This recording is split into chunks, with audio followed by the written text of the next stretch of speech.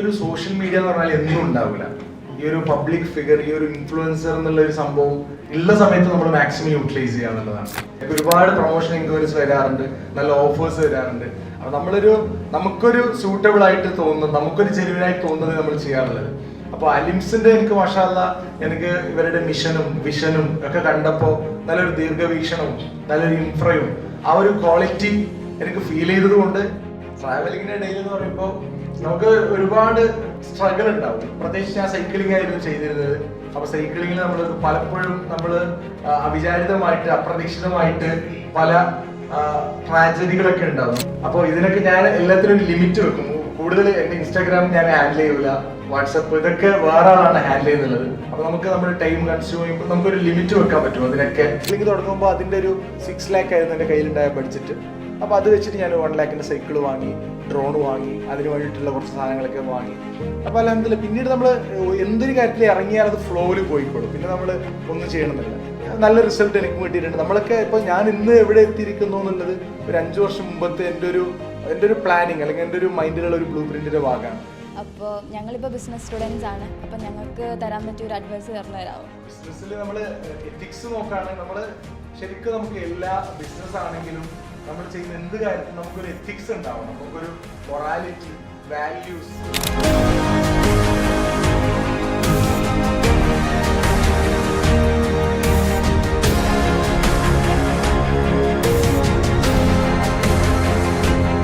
Sir ഇപ്പോൾ ഒരുപാട് സ്ഥലത്തോട്ട് ട്രാവൽ ചെയ്തു എന്ന് പറഞ്ഞല്ലോ. അപ്പോൾ നമ്മൾ ഓരോ കാര്യം ചൂസ് ചെയ്യേണ്ടതില്ല, അതിന് പോസിറ്റീവ് സൈഡും നെഗറ്റീവ് സൈഡും ഉണ്ടാവില്ലേ? അപ്പോൾ ഈ ട്രാവലിങ്ങിൻ്റെ ഇടയിൽ ഉണ്ടായിട്ടുള്ള പോസിറ്റീവായിട്ടുള്ള കുറച്ച് എക്സ്പീരിയൻസും പിന്നെ അതുപോലെ നെഗറ്റീവായിട്ടുള്ള കുറച്ച് എക്സ്പീരിയൻസും ഷെയർ ചെയ്ത ഉപകാരമായിരുന്നു. ട്രാവലിങ്ങിന്റെ ഇടയിൽ എന്ന് പറയുമ്പോൾ നമുക്ക് ഒരുപാട് സ്ട്രഗിൾ ഉണ്ടാവും. പ്രത്യേകിച്ച് ഞാൻ സൈക്ലിംഗ് ആയിരുന്നു ചെയ്തിരുന്നത്. അപ്പൊ സൈക്ലിങ്ങിൽ നമ്മൾ പലപ്പോഴും നമ്മൾ അവിചാരിതമായിട്ട് അപ്രതീക്ഷിതമായിട്ട് പല ട്രാജഡികളൊക്കെ ഉണ്ടാവും. നമ്മുടെ സൈക്ലിങ്ങിന്റെ ഇടയിൽ ചിലപ്പോൾ ടയർ പൊട്ടും, അല്ലെങ്കിൽ പഞ്ചർ ആവും, അല്ലെങ്കിൽ അങ്ങനെ പല പ്രശ്നങ്ങൾ സൈക്ലിംഗ് ചെയ്യുന്ന സമയത്തുള്ള സംഭവമാണ് ഞാൻ പറയുന്നത്. അപ്പൊ അങ്ങനെ പലപ്പോഴും നമുക്ക് ഒരുപാട് പ്രശ്നങ്ങൾ നേരിടേണ്ടി വന്നിട്ടുണ്ട്. പല ഭാഗത്തിലൂടെ പോകുമ്പോൾ, ഇപ്പോൾ ഗൾഫ് മിഡിൽ ഈസ്റ്റിലൂടെയൊക്കെ പോകുമ്പോൾ നല്ല ചൂടായിരിക്കും അവിടെയൊക്കെ. അപ്പോൾ അങ്ങനെ നല്ല ചൂടുള്ള സ്ഥലത്തിലൂടെ യാത്ര ചെയ്യണം, നല്ല കാലാവസ്ഥ നല്ല തണുപ്പുള്ള സ്ഥലത്തിലൂടെ യാത്ര ചെയ്യണം. അങ്ങനെ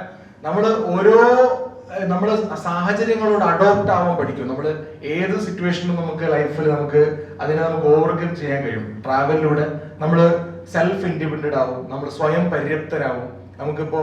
നമുക്ക് ഒറ്റക്ക് ഇൻഡിവിജ്വൽ ട്രാവലർ ആകുമ്പോൾ ചിലപ്പോൾ നമുക്ക് കൂടെ സഹായിക്കാൻ അസിസ്റ്റ് ചെയ്യാൻ ആരും ഉണ്ടാവില്ല. നമ്മൾ ഒറ്റക്കാണ്, സോളോ റൈഡാണ് ചെയ്യുന്നത്.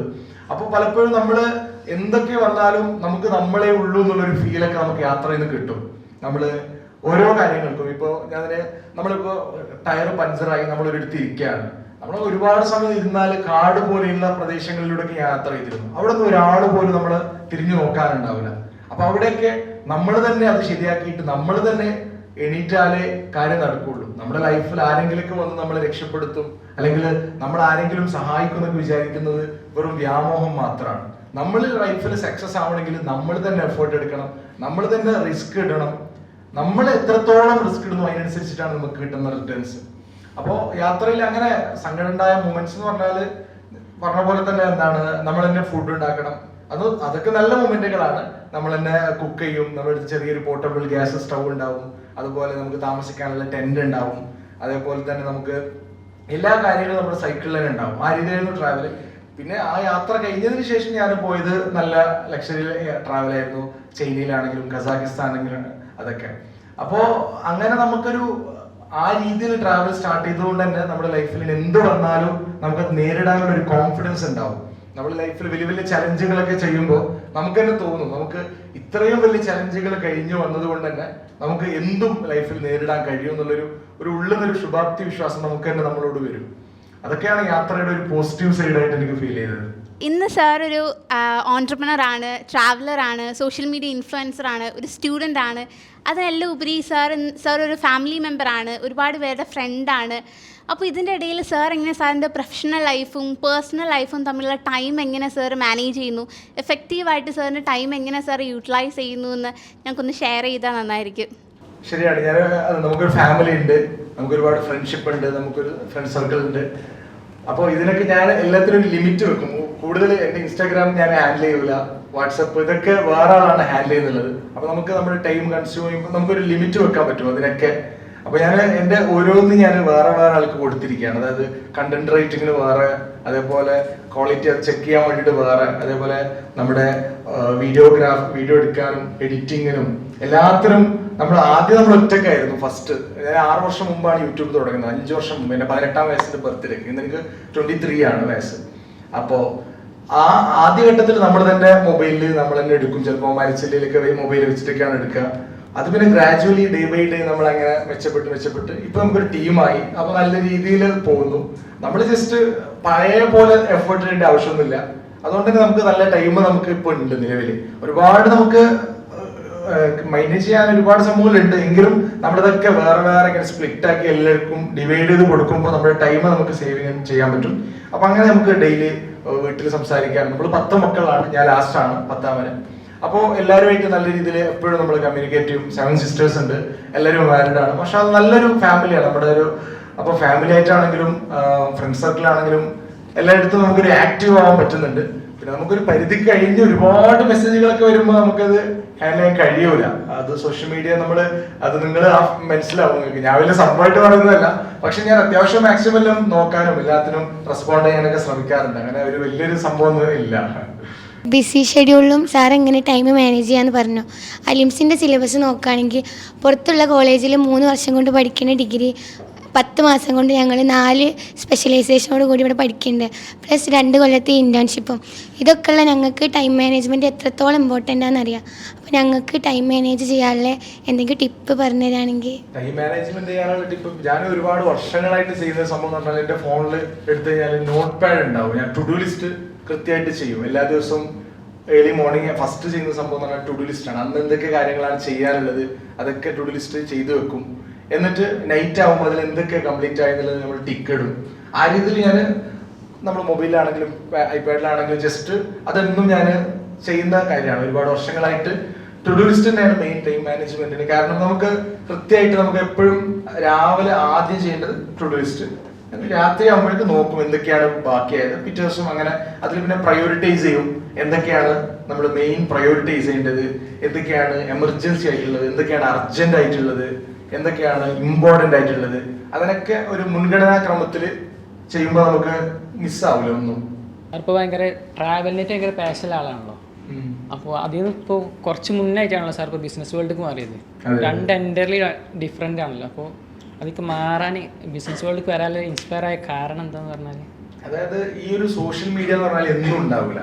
ഈ ഒരു പബ്ലിക് ഫിഗർ, ഈ ഒരു ഇൻഫ്ലുവൻസർ എന്നുള്ള ഒരു സംഭവം ഉള്ള സമയത്ത് നമ്മൾ മാക്സിമം യൂട്ടിലൈസ് ചെയ്യുക എന്നുള്ളതാണ്. അപ്പോൾ ഇപ്പൊ നമ്മളെ വളർത്താൻ കഴിഞ്ഞ അതേ ആളുകൾക്ക് നമ്മളെ തളർത്താനും കഴിയും.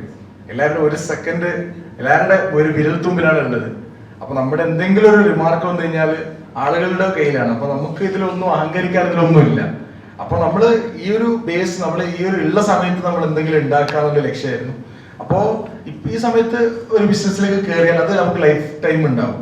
അപ്പൊ ഈ ഫെയിം ഇതൊന്നും എന്നും ഉണ്ടാവില്ല. കാരണം എത്രയോ ആളുകൾ പെട്ടെന്ന് വൈറലാവുന്നുണ്ട്, പിന്നീട് അവർ ഔട്ട്ഡേറ്റഡ് ആവുന്നുണ്ട്. അപ്പൊ ഈ ഒരു ഫീൽഡ് എന്ന് പറഞ്ഞാൽ അങ്ങനെയാണ്. നമുക്ക് പറയാൻ കഴിയില്ല. കാരണം നമ്മളെക്കാൾ ഇഷ്ടംപോലെ സ്കിൽഡ് ആയിട്ടുള്ള ആളുകൾ, നമ്മളെക്കാളും കഴിവുള്ള, നമ്മളെക്കാളും എല്ലാ നിലയിലും മെച്ചൂർ ആയിട്ടുള്ള ഒരുപാട് ഹൈലി ഇന്റലക്ച്വൽ ആയിട്ടുള്ള ആൾക്കാരൊക്കെ ഇന്നുണ്ട്. അപ്പൊ നമ്മൾ മാർക്കറ്റിൽ ഒബ്വിയസ്ലി നമ്മൾ ആ രീതിയിൽ അപ്ഡേറ്റഡ് ആയിക്കൊണ്ടിരിക്കണം. എങ്കിലും നമ്മൾ ഒരു ബിസിനസ് കൂടി നമ്മളൊരു പാസീവ് ഇൻകം നമുക്ക് ഉണ്ടെങ്കിൽ പേടിക്കേണ്ട ആവശ്യമില്ല. അപ്പൊ ആ രീതിയിലാണ് ഞാൻ ബിസിനസ്സിലേക്ക് മാറിയത്. അപ്പോൾ തന്നെ സാറിന് എന്തോരം എക്സ്പീരിയൻസ് ഉണ്ട് ബിസിനസ് ഫീൽഡിലാണെങ്കിലും അങ്ങനെയൊക്കെ അറിയാം. അപ്പോൾ ഞങ്ങളിപ്പോൾ ബിസിനസ് സ്റ്റുഡൻസ് ആണ്. അപ്പം ഞങ്ങൾക്ക് തരാൻ പറ്റിയ ഒരു അഡ്വൈസ് തരണം തരാമോ? ബിസിനസ്സിൽ നമ്മൾ എത്തിക്സ് നോക്കുകയാണെങ്കിൽ നമ്മൾ ശരിക്കും നമുക്ക് എല്ലാ ബിസിനസ് ആണെങ്കിലും നമ്മൾ ചെയ്യുന്ന എന്ത് കാര്യത്തിലും നമുക്കൊരു എത്തിക്സ് ഉണ്ടാവണം. നമുക്കൊരു മൊറാലിറ്റി, വാല്യൂസ് ഇതൊക്കെ നമ്മൾ കീപ്പ് ചെയ്യണം. നമ്മൾ ആരെയും പറ്റിക്കാണ്ട് സത്യസന്ധമായിട്ട് ഉള്ള പോലെ പറഞ്ഞുകൊണ്ട് നമ്മൾ ഹൈലി എഫേർട്ട് എടുത്ത് എന്ത് ചെയ്താലും സക്സസ് ആവും. അതൊരു സംശയമില്ല. നമ്മൾ ഏത് ബിസിനസ് ആണെങ്കിലും നമുക്ക് ശരിക്കും അതിന്റെ ഒരു ബ്ലൂ പ്രിന്റ് നമ്മുടെ തലയിൽ ഉണ്ടാവണം. ശരിക്കും നമ്മളത് ഒരു ടീം വർക്ക് ചെയ്ത് നല്ല രീതിയിൽ ഓർഗനൈസ് ചെയ്ത് കോർഡിനേറ്റ് ചെയ്ത് നമ്മൾ ചെയ്യുകയാണെങ്കിൽ എന്തായാലും സക്സസ് ആവും. പിന്നെ ഞാൻ പറഞ്ഞ പോലെ നമുക്കൊരു എത്തിക്സ് ഉണ്ടാവണം. നമ്മൾ മാത്രം വളരണം. ഞാൻ ഒറ്റയ്ക്ക് വലിയ റിച്ച് ആവണമെന്ന് വിചാരിക്കാതെ ഞാൻ വളരുമ്പോൾ എൻ്റെ കൂടെ ഉള്ളവരും കൂടെ വളരണം. എല്ലാവരും നമ്മൾ ഒരുമിച്ച് വളരണം എന്നുള്ളൊരു തോട്ട് ഉണ്ടെങ്കിൽ തീർച്ചയായിട്ടും നമ്മുടെ സ്റ്റാഫും നമ്മുടെ ആ ഒരു സർക്കിളിലുള്ള ആൾക്കാരും എല്ലാവരും അവരുടെ ഒരു 100% അവർ ആത്മാർത്ഥമായിട്ട് അവർ എഫേർട്ട് ഇടും. അപ്പോൾ എല്ലാവരും വളരുമ്പോൾ നമ്മളും വളരാം, നമ്മൾ വളരുമ്പോൾ എല്ലാവരും കൂടെ വളരാം. അങ്ങനെയുള്ള ഒരു മെന്റാലിറ്റി ഉണ്ടെങ്കിൽ സക്സസ് ആവും. എന്തായാലും നമുക്കൊരു ഒരുപാട് സെൽഫിഷ് ആവാണ്ടിരിക്കുക ലൈഫിൽ എപ്പോഴും. എന്തുകൊണ്ടാണ് ആ ഓയിൽ എടുക്കാനൊരു ഇത് വന്നത്? എന്തുകൊണ്ടാണ് ആ ഓയിൽ എടുത്തത്? അതായത് കുറേ ഓയിൽ ഉണ്ടല്ലോ സ്മെല്ലുള്ള, ഈ സ്മെല്ല് തന്നെ ചൂസ് ചെയ്യാൻ കാരണം എന്താ? എന്ന് പറഞ്ഞാൽ ഫ്രാൻസ് ആണ് നമ്മുടെ ഈ ഒരു പെർഫ്യൂമിൻ്റെ ഒക്കെ ഒരു മെയിൻ സ്ഥലം എന്ന് പറഞ്ഞാൽ. നമ്മൾ സ്വീറ്റ് നോക്കുകയാണെങ്കിൽ ഫ്രാൻസ് ആണ്, അതുപോലെ ഒരു ഊത് ടച്ച് ആണെങ്കിൽ GCC ആണ്, സാധാരണ എല്ലാവരും അറബ് ആണ് നോക്കൽ. അപ്പോൾ നമ്മളിതൊരു മിക്സ്ഡ് വേർഷനാണ്, അതായത് ഫ്രാൻസ് സ്വീറ്റ് പ്ലസ് ഊത്, അപ്പോൾ ഒരു അറബിക് ഫ്രഞ്ച് ടച്ച് കൊണ്ടുവരണം. അപ്പോൾ അതിന് ഏറ്റവും നല്ലത് ഫ്രാൻസ് ആയിട്ട് തോന്നി. അങ്ങനെ നമ്മൾ ഫ്രാൻസിൽ നിന്ന് ഇമ്പോർട്ട് ചെയ്തത്. പിന്നെ പെർഫ്യൂമിൻ്റെ എൻ്റെ കൂടെയുള്ള പാർട്ട്ണർ അവർക്ക് ഫാക്ടറി ഒക്കെ ഉണ്ടായിരുന്നു സ്വന്തമായിട്ട്. അപ്പോൾ അങ്ങനെയുള്ള ഒരാളെ കിട്ടിയപ്പോൾ ആ സൈഡ് മൊത്തം ആൾ തന്നെ നോക്കുന്നു. അപ്പോൾ അദ്ദേഹത്തിൻ്റെ ഓരോ ക്രിയേറ്റീവ് ഐഡിയ ആണ് ആ ഒരു ഈ പെർഫ്യൂമിൻ്റെ ഓയിലുമായി ബന്ധപ്പെട്ട കാര്യങ്ങളൊക്കെ. ഫ്രാൻസ് എന്തുകൊണ്ടും നല്ലൊരു ഓപ്ഷനാണ് നമുക്ക് പെർഫ്യൂമിനൊക്കെ. പിന്നെ ദുബായിൽ നിന്നുകൊണ്ട് നമ്മൾ എന്ത് ബിസിനസ് ചെയ്യുകയാണെങ്കിലും ഗ്ലോബൽ മാർക്കറ്റിൻ്റെ ഹബ്ബാണല്ലോ ദുബായ്. നമുക്ക് എന്തിനും നല്ലൊരു പൊട്ടൻഷ്യൽ ഉള്ള സ്ഥലമാണ് ദുബായിൽ നിന്നുകൊണ്ട് നമ്മൾ ചെയ്യുന്നുണ്ടെങ്കിൽ. കാരണം പെട്ടെന്ന് തന്നെ നമ്മൾ കണ്ടെയ്നറുകൾ വരും, പെട്ടെന്ന് ഇമ്പോർട്ട് എക്സ്പോർട്ടൊക്കെ സുഖമാണ്, വലിയ റിസ്ക് ഇല്ല, നമുക്ക് ടാക്സ് ഇല്ല. വേൾഡിൽ ടാക്സ് തീരെ നിങ്ങൾക്ക് അറിയുമായിരിക്കും, ഞാൻ പറയേണ്ട ആവശ്യമില്ല. നമുക്ക് ടാക്സ് ഇല്ല, കാരണം ഇവിടെയൊക്കെ നമ്മൾ നല്ലൊരു ശതമാനം ടാക്സ് ആയിട്ട് കൊടുക്കണം. ജർമ്മനിലേക്ക് ഞാൻ പറഞ്ഞിട്ടുണ്ട് 10-40% കൊടുക്കണം. ദുബായിൽ നമുക്ക് ടാക്സ് എന്ന് പറയുന്നൊരു സംഭവമേ ഇല്ല. നമുക്ക് എല്ലാത്തിലും നമുക്ക് ഒരുപാട് ദുബായിനെ പറ്റി പറയുകയാണെങ്കിൽ നിങ്ങൾക്ക് തന്നെ അറിയാം, അതുകൊണ്ട് ഞാൻ പറയേണ്ട ആവശ്യമില്ല. അൽഹംദുലില്ലാഹ് എനിക്ക് ദുബായിൻ്റെ ഗോൾഡൻ വിസ കൂടെ കിട്ടിയത് കൊണ്ട് ഒന്നും കൂടി എനിക്ക് ഒരു ആവേശം വന്നു. കാരണം നമുക്ക് 10 വർഷത്തേക്ക് നോക്കണ്ട, അത് കഴിഞ്ഞാൽ പിന്നെയും 10 വർഷത്തേക്ക് റിന്യൂവൽ ആക്കി ഓട്ടോമാറ്റിക്കാണ് നമുക്ക് ലൈഫ് ടൈം ദുബായിൻ്റെ ഒരു RP ഉള്ള പോലെയാണ് എനിക്ക് അൽഹംദുലില്ലാഹ് കിട്ടിയത്. അവിടുത്തെ ഒരു നാഷണൽ നമുക്കൊരു ഒരു ഇതായിട്ട് തരാണ് അവിടുന്ന്. അപ്പോൾ ഗോൾഡൻ വിസ ഉള്ളത് കൊണ്ട് നമുക്കിപ്പോൾ ഫാമിലിക്ക്, എൻ്റെ ഉപ്പാക്ക് ഉമ്മാക്ക്, എൻ്റെ കല്യാണം കഴിഞ്ഞാൽ വൈഫും മക്കൾ ആർക്കും നമുക്ക് എന്ത് ചെയ്യാം, ദുബായിൽ തന്നെ സെറ്റിൽ ആവാം. കാരണം ഗോൾഡൻ വിസ ഉള്ളത് കൊണ്ട്. അപ്പോൾ അതൊക്കെ കിട്ടും. അവർ അതിൻ്റെ ഉദ്ദേശം തന്നെ ബിസിനസ് എൻ്റർപ്രൈനേഴ്സിനെ ആകർഷിപ്പിക്കുക. അത് കാരണം കുറേ ആളുകൾ ദുബായിലോട്ട് വരും. അങ്ങനെ ഒരുപാട് ആളുകൾ വരുന്നുണ്ട്. അപ്പോൾ നല്ലൊരു ഗ്ലോബൽ മാർക്കറ്റിൻ്റെ ഹബ്ബാണ്. അതുകൊണ്ടാണ് ദുബായ് ബേസ്ഡ് ചെയ്ത് നമ്മൾ ഹെഡ് ക്വാർട്ടേഴ്സ് അവിടെ ആക്കിയിട്ട് നമ്മൾ ബിസിനസ് സ്റ്റാർട്ട് ചെയ്തത്. ട്രാവലിംഗ് സ്റ്റാർട്ട് ചെയ്തപ്പം എക്സ്പെൻസ് എങ്ങനെ മാനേജ് ചെയ്തത്? ഫണ്ട് എവിടെ നിന്നാണ് കണ്ടെത്തിയത്? ഞാൻ എൻ്റെ ചെറുപ്പം മുതലേ ഞാൻ ഹോസ്റ്റലിലേക്ക് പഠിച്ചാണ് ഞാൻ പറഞ്ഞല്ലോ. ഞാൻ ഫൈനാൻഷ്യലി ഇൻഡിപെൻഡൻ്റ് ആവാൻ ചെറുപ്പം മുതലേ ഞാൻ എന്തെന്ന് പറഞ്ഞാൽ സ്വന്തമായിട്ട് ഞാൻ ഒരു സേവിങ്സ് ഉണ്ടാക്കും. അപ്പോൾ ഞാൻ പറഞ്ഞല്ലോ എനിക്ക് വീട്ടിൽ 7 പെങ്ങളാണ്. ഇപ്പം എല്ലാവരും കല്യാണം കഴിഞ്ഞു, എല്ലാവരും മാഷാഅല്ലാഹ് നല്ല രീതിയിലാണ്. എൻ്റെ ഉപ്പ ഉസ്താദാണ്. അപ്പോൾ നമുക്ക് കൂടുതൽ ഞാൻ പഠിക്കുന്ന സമയം 8 വയസ്സ് മുതൽ 9 വയസ്സ് ഹോസ്റ്റലിൽ പഠിക്കുന്ന സമയത്തൊന്നും നമ്മൾ വീട്ടിൽ നിന്നൊന്നും ചോദിക്കില്ല. നമ്മൾ സ്വന്തമായിട്ട് നമ്മൾ വെള്ളിയാഴ്ച വൃത്തിക്ക് പോകും, പള്ളിയിൽ പ്രസംഗിക്കാൻ പോകും. അതുപോലെ റമദാനിൽ 30 ദിവസം, റമദാൻ 1 മുതൽ ളുഹൂർ അസർ തറാവി, അങ്ങനെ 30-ാം ദിവസം അസർ വരെ നമ്മൾ പോകും. 30-ന് തറാവില്ലല്ലോ പെരുന്നാളായതുകൊണ്ട്. അങ്ങനെ 30 ദിവസം അങ്ങനെ എല്ലാ റമദാനിൽ ഒരു 30,000 ഉണ്ടാക്കും. അതിന് ഞാൻ എൻ്റെ ആദ്യം യൂട്യൂബ് ഇതാക്കാൻ വേണ്ടിയിട്ട് മൊബൈൽ വാങ്ങി, ക്യാമറ വാങ്ങി, ലാപ്ടോപ്പ് വാങ്ങി, സ്റ്റുഡിയോ സെറ്റപ്പ് വാങ്ങി, ബൈക്ക് വാങ്ങി. അങ്ങനെ ഓരോ കാര്യങ്ങൾക്കും എൻ്റെ ഫസ്റ്റ് ഇൻവെസ്റ്റ്മെൻറ്റ് എന്ന് പറഞ്ഞാൽ എനിക്കിങ്ങനെ പ്രസംഗിച്ച് കിട്ടുന്ന പൈസയാണ്. അങ്ങനെ അൽഹംദുലില്ലാഹ് പിന്നീട് ഞാനതിനെ സ്റ്റോക്ക് മാർക്കറ്റിലും അതുപോലെ തന്നെ നമ്മുടെ ക്രിപ്റ്റോയിലും അങ്ങനെ ഇൻവെസ്റ്റ്മെൻറ്റ് ചെയ്തിരുന്നു. അൽഹംദുലില്ലാഹ് ഇന്നും എനിക്ക് അതിൻ്റെ റിട്ടേൺസ് എനിക്ക് വരുന്നുണ്ട്. അപ്പോൾ അങ്ങനെ ഒരു സൈഡ് നമുക്കൊരു ബാക്കപ്പ് ഉണ്ടായിരുന്നു.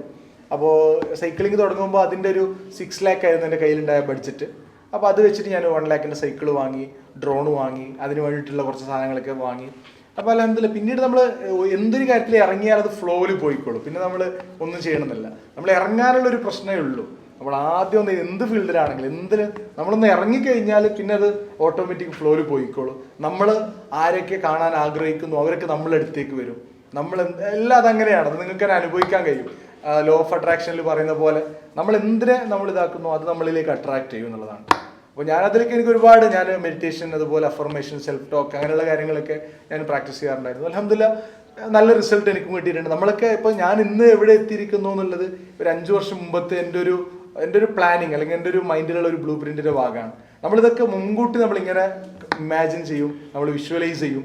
അതൊക്കെ നമ്മളങ്ങനെ ചിന്തിച്ച് നമ്മൾ വലിയ വലിയ സ്വപ്നങ്ങൾ കാണാം. കടലോളം ആഗ്രഹിച്ചാൽ കടലെങ്കിലും കിട്ടും പറയും പോലെ കുന്നോളം നമ്മൾ സ്വപ്നങ്ങൾ കാണുമ്പോഴാണ് നമുക്കൊരു കടുകുമണിയെങ്കിലും കിട്ടുക. നമ്മൾ സ്വപ്നം കാണാനൊന്നും ചിലവില്ല. നമ്മളപ്പോൾ നല്ല രീതിയിൽ സ്വപ്നം കാണാം, എന്തായാലും സെറ്റാവും. നമ്മൾ വിചാരിക്കുന്ന പോലെ അല്ല. കാരണം നമ്മളെപ്പോലെ തന്നെയാണ് എല്ലാ മനുഷ്യന്മാരും. ഇപ്പോൾ ഇന്ന് സക്സസ് ആയ ആൾക്കാർ ആര് നോക്കിയാലും എല്ലാവരും ഈ ലെവലിൽ നിന്ന് വന്നവർ തന്നെയാണ്. ഇപ്പോൾ ബുർജ് ഖലീഫ അത് ഉണ്ടാക്കിയത് ആദ്യം എഴുതിയിട്ടൊരു പുസ്തകത്തിൽ ജസ്റ്റ് അതിൻ്റെ ഒരു ഇത് ഉണ്ടാക്കിയിട്ടാണ് പിന്നീട് പ്ലാൻ വരുന്നത്. എന്തൊരാളുടെ മനുഷ്യൻ്റെ മൈൻഡിൽ ഉദിക്കുന്ന ആശയങ്ങളാണ് എല്ലാ സംഭവങ്ങളും.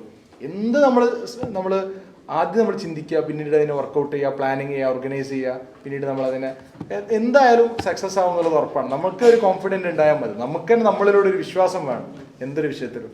ഹാബിയിൽ നിന്ന് വേറെ എന്തൊക്കെ ബിസിനസ് ഞങ്ങൾക്ക് പ്രതീക്ഷിക്കാം? അതന്നെ പുതിയതായിട്ട് അതന്നെ നെക്സ്റ്റ് ഇൻഷാല്ല ദുബായിൽ തന്നെ ഒരുപാട് പ്ലാനുകളുണ്ട് ഫ്യൂച്ചറിൽ ഇൻഷാല്ല. നമ്മളിതല്ലാതെ നിങ്ങൾ കണ്ടിട്ടുണ്ടാവും, നമ്മൾ വേറൊരു രീതിയിലും ചെയ്യുന്നുണ്ട് ചാരിറ്റി ആയിട്ട്. അതെന്ന് പറഞ്ഞാൽ ഇപ്പോൾ ഈ ഫണ്ട് നമ്മൾ നല്ലൊരു ശതമാനം ഞാൻ 1-ാം തീയതി കറക്റ്റ് 1 മാസം ആയപ്പോൾ നമ്മൾ ഫണ്ട് ചാരിറ്റി കൊടുത്തു. നമ്മൾ മാത്രം പ്രോഫിറ്റ് ഉണ്ടാക്കുക എന്ന ലക്ഷ്യമല്ല, അതിലൂടെ ഒരുപാട് ആളുകൾക്ക് സഹായം ഉണ്ടാവണം. നല്ലൊരു ശതമാനം നമ്മൾ എന്ത് ചെയ്തു, ഫലസ്തീനിലേക്ക് കൊടുത്തു. അൽഹംദുലില്ലാ. നമ്മൾ പുറത്ത് വിടാത്തൊരു കണക്കാണ്. എന്ന് പറഞ്ഞാൽ നമ്മൾ ഫലസ്തീനിലേക്ക് ഇതല്ലാതെ നമ്മൾ തന്നെ ഒരു ഏകദേശം ഒരു 1.5 കോടിയോളം രൂപ നമ്മൾ ഫലസ്തീനിൽ കൊടുത്തിരുന്നു. അൽഹംദുലില്ലാ. അതായത് 2000-ഓളം ആളുകൾക്ക് ഡെയിലി നമ്മൾ എന്ത് ചെയ്യണം, ഫുഡ്, അതേപോലെ വെജിറ്റബിൾ കിറ്റ്, ഫൈനാൻഷ്യൽ സപ്പോർട്ട് $100 പോലെ, അതേപോലെ അവർക്ക് വസ്ത്രം, ജാക്കറ്റ്, ഇപ്പോൾ സീസൺ വിൻ്ററായി അവിടെയൊക്കെ, അപ്പോൾ ജാക്കറ്റ്, അങ്ങനെ ഒരുപാട് കാര്യങ്ങൾ നമ്മൾ ചെയ്തു. അപ്പോൾ അതിൻ്റെയൊക്കെ ഒരു ബർക്കത്ത് കൊണ്ട്, അല്ലെങ്കിൽ നമ്മൾ അങ്ങനെ ചെയ്യുന്ന നല്ല കാര്യങ്ങളുടെ ഇതാണ് നമ്മുടെ ബിസിനസ്സൊക്കെ വിജയം വരുന്നത്. അപ്പോൾ അങ്ങനെ നമുക്കൊരു എത്തിക്സ്, മൊറാലിറ്റി, വാല്യൂസ് ഒക്കെ ഉണ്ടെങ്കിൽ എന്തായാലും സക്സസ് ആവും. കാരണം നമ്മൾ ഒരിക്കലും പഠിച്ചും കൊടുക്കൂല, നമ്മൾ ആ രീതിയിൽ നമ്മൾ ചെയ്താൽ മതി, എന്താണെങ്കിലും അങ്ങനെ തന്നെ. അതാണ് എൻ്റെ അനുഭവം ഉള്ളത്. ആലിംസിനെ കുറിച്ച് സാർ നല്ല കോൺഫിഡൻസ് ആയിട്ട് ഇങ്ങനെ പ്രൊമോട്ട് ചെയ്യുന്നത് കണ്ടു. എന്തുകൊണ്ടാണ് ആലിംസിനെ അത്രത്തോളം കോൺഫിഡൻസ് ആയിട്ട് പ്രൊമോട്ട് ചെയ്യാനുള്ള കാരണം? ഒരുപാട് പ്രൊമോഷൻ എൻക്വയറീസ് വരാറുണ്ട്, നല്ല ഓഫേഴ്സ് വരാറുണ്ട്. അപ്പോൾ നമുക്കൊരു സൂട്ടബിൾ ആയിട്ട് തോന്നുന്നത്, നമുക്കൊരു ജെന്യുവനായിട്ട് തോന്നുന്നത് നമ്മൾ ചെയ്യാറുള്ളത്. അപ്പോൾ അലിംസിന്റെ എനിക്ക് മാഷാഅല്ലാ എനിക്ക് ഇവരുടെ മിഷനും വിഷനും ഒക്കെ കണ്ടപ്പോൾ നല്ലൊരു ദീർഘവീക്ഷണവും നല്ലൊരു ഇൻഫ്രയും ആ ഒരു ക്വാളിറ്റി എനിക്ക് ഫീൽ ചെയ്തത് കൊണ്ട് എനിക്ക് പ്രൊമോട്ട് ചെയ്തെന്ന് തോന്നി. ആ പ്രൊമോട്ട് ചെയ്യുന്ന സമയത്ത് തന്നെ എൻ്റെ ആ ഒരു വീഡിയോ നിങ്ങൾ കണ്ടിട്ടുണ്ടാവും, ഹൈലി നിങ്ങൾ പറഞ്ഞ പോലെ എനർജറ്റിക് ആയിട്ട് ആ ഒരു കോൺഫിഡൻസിൽ ഞാൻ ചെയ്തെന്ന് പറഞ്ഞാൽ ഞാൻ എത്രത്തോളം കോൺഫിഡൻസ് ആയിട്ട് പറയുന്നു അതിനനുസരിച്ചിട്ടായിരിക്കും ഓഡിയൻസിന് അതിനോടൊരു മതിപ്പ് ഉണ്ടാവുക. അപ്പോൾ നമുക്ക് നല്ലൊരു സംഭവം തോന്നുകയാണെങ്കിൽ മാക്സിമം നമ്മൾ അതിനെ എനർജറ്റിക് ആ രീതിയിൽ നമ്മളതിനെ പ്രസന്റ് ചെയ്യും. അപ്പോൾ ഞാൻ സാധാരണ അങ്ങനെയാണ് ചെയ്യാറുള്ളത്. പിന്നെ ഞാൻ കൂടുതൽ അങ്ങനെ പ്രൊമോഷൻ ചെയ്യാറില്ല, ഒരുപാട് വരാറുണ്ട്, അതിലെല്ലാം നോക്കിയിട്ട് ഇപ്പം അലിംസിന്റെ ചെയ്തിരുന്നു, മെല്ലിന്റെ ചെയ്തിരുന്നു, M&Dന്റെ, ഇവരുടെ ഒരുപാട് ചെയ്തിരുന്നു. പക്ഷെ അത് നല്ലൊരു ടീം, എല്ലാം കൊണ്ട് നമുക്ക് ഒരു ലൈക്കായിരുന്നു. നമുക്ക് ചിലത് കാണുമ്പോൾ തന്നെ ഒരു സ്ട്രൈക്ക് ആവുമല്ലോ, ആ രീതിയിലൊരു സ്പാർക്ക് ഉണ്ടായിരുന്നു മാഷാ അല്ലാ. അതുകൊണ്ട് ഞാൻ ആ രീതിയിൽ പ്രൊമോട്ട് ചെയ്തത്.